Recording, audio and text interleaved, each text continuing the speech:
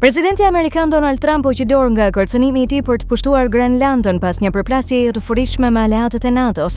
Duke folur pas takimit me shefin e NATO-s Mark Rutte, Trump tha se kishte rënë dakord për kornizën e një marrëveshjeje të ardhshme në lidhje me kontrollin e ishullit në Arktik, që ai pretendon se është jetik për sigurinë amerikane.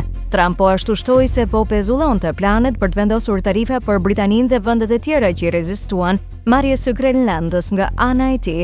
Tregjet në SBA shënuan rritje pas njoftimit të tij pasi u mbështetën në deklaratën e mëparshme se nuk do të përdorte forcën për të marrë copën e madhe dhe të bukur të akullit. Ndërkohë, disa media shkruajnë se Trump po mendon të bëjë banorëve të Grenlandës një ofertë për $1 milion secili nëse e votojnë për të bashkuar me SBA-n. Nëse ai do të bënte pagesën e madhe për të gjithë 57.000 banorët e territorit strategjikisht të rëndësishëm, kushtoja mund të arrinte në $57 miliard.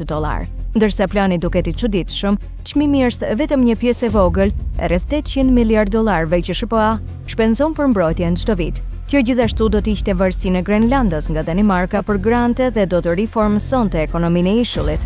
Ishulli do të duhej të binte dakord që të mbante një referendum dhe ka të ngjarë të ketë nevojë për 60% të votave në favor të bashkimit me Amerikën për të marrë parat.